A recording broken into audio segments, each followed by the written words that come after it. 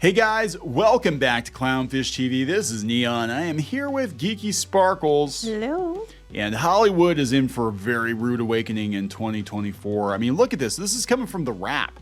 This is a Hollywood publication, and they're taking a cue from YouTube. They're putting flames and cash and fire and destruction. You know, like, oh my God. Right. This is, yeah, you guys are awesome. This is what we do. You're doing what we do. It yeah. sells. It's all going to burn. Hollywood is going to burn in 2024 is what they're saying. And they're looking at the box office and they're like, aside from a couple of movies, there is not much going on. They're predicting a lot of theaters are going to close. They think a lot of people are going to be out of work. Doesn't help that things shrank after the strikes, right? Like, yeah, you guys held out for months and months and months and months, and you kind of sort of got the deal you're looking for. But as a result of that, all these companies are losing money. They're not greenlighting, a lot of movies, a lot of TV shows. A lot of movies got pushed back and shows got pushed back. Now that might, if they were late next year, they might have gotten pushed back even further because of the strikes. Yeah.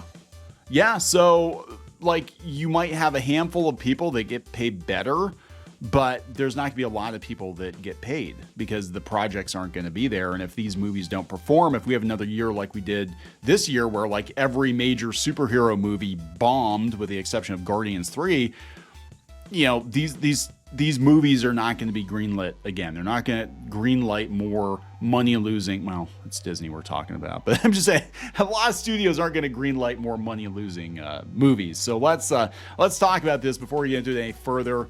Please subscribe for more pop culture news, views, and rants. Guys, get a woohoo if you do. Woohoo!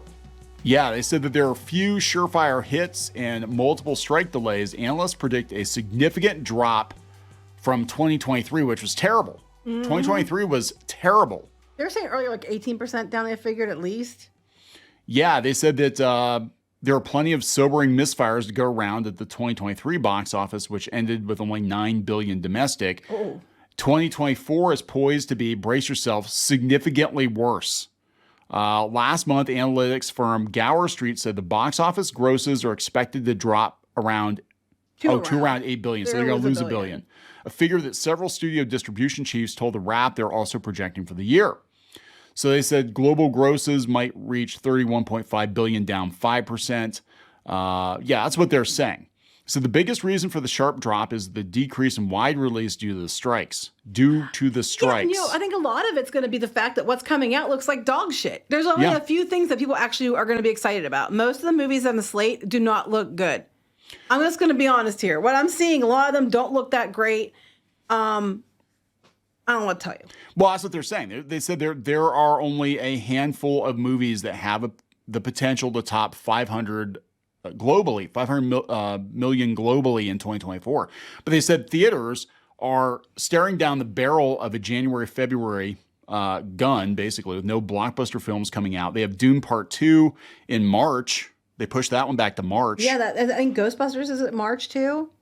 I think that one might be, February or March. I think it's March, yeah. Yeah, but they said that that's not even a surefire hit. Because, I know. It wasn't that great. It didn't do a whole lot last time. I loved Afterlife so much, but I think the damage to the Ghostbusters franchise had been done at that point after 2016, and it just didn't do as well as it could have. They said there were supposed to be more films hitting theaters in the first half of the year, but the strikes have scuttled that. Disney, for example, has delayed the release of Pixar's Elio, Marvel's Deadpool 3. I don't think Elio is going to do a lot. It's not going to. It's going to be. I don't think Planet of the Apes is going to do a whole lot either. Yeah. Memorial Day weekend. I forgot they were still making Planet of the Apes movies. Except for a couple people, I don't hear a lot of people talking about Planet of the Apes. I mean, Deadpool 3, I think is going to do okay. As long as they don't kill it and Disney-fy it too much. Well, okay. No pun intended by killing it. But well, that's the thing, though. They said that, I guess, Ryan Reynolds was saying that Disney was kind of messing with things, I guess.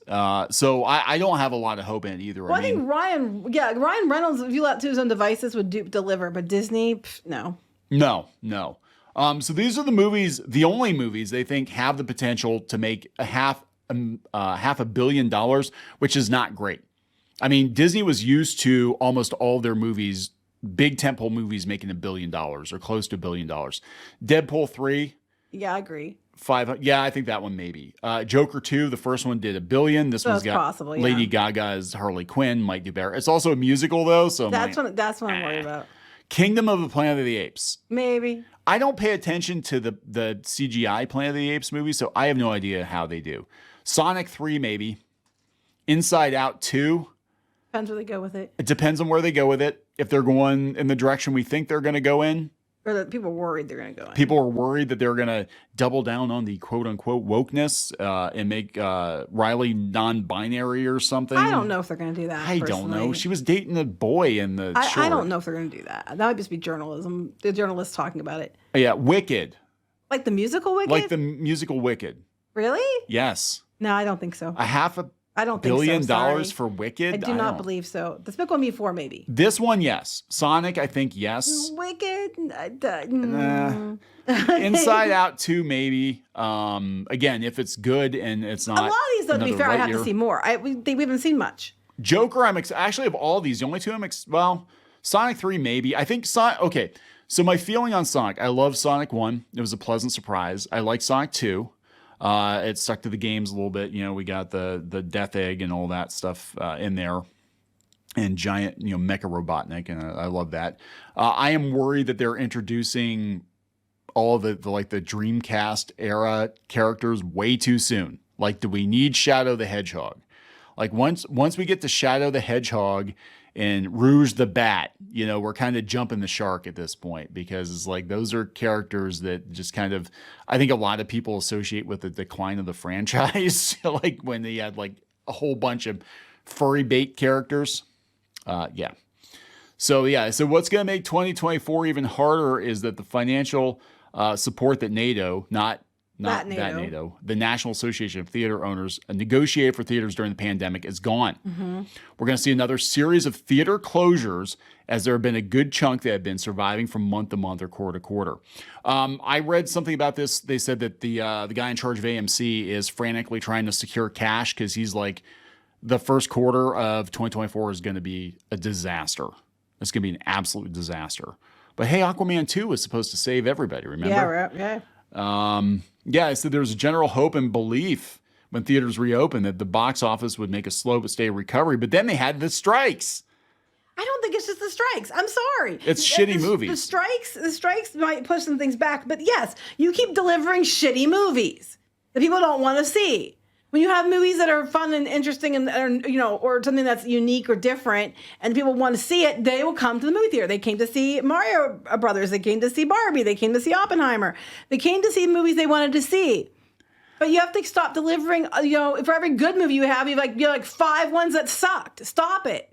This is really interesting though, because they're not going to throw the strikers under the bus, but they're gonna probably be like, well, studios, if you weren't so greedy, you did this to yourselves. The strikes pushed the movies back that were supposed to open last year and pushed the movies back this year. But again, this year wouldn't have done so poorly to put theaters in the trouble that it was in, because you had the movies done if the movies didn't suck.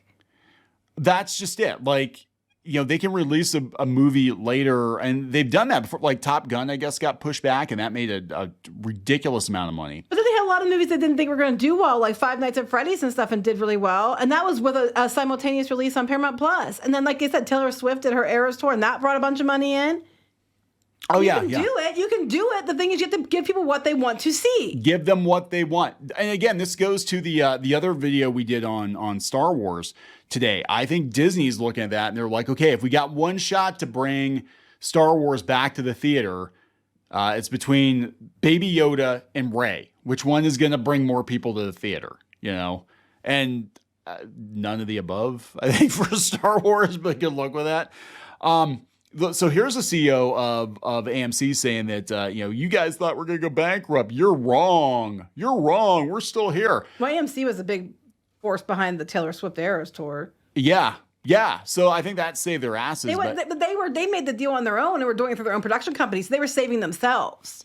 Mm-hmm. I think they weren't counting on Hollywood to save them. I wonder. I really am starting to wonder, are we going to see more of this? Are we going to see some smaller studios cutting deals with the theater owners, the chains, to distribute their movies. Like, okay, whatever Hollywood studio doesn't want to take a chance on us, but we're going to finance and, kind of like Sound of Freedom. We're going to finance it, produce it ourselves, get in the theaters ourselves, and just do an end run around that system. And, theaters are going to be like, we need movies that people are going to pay to see. So, yeah, come on over. Well, then what they've been also bringing over stuff from Japan.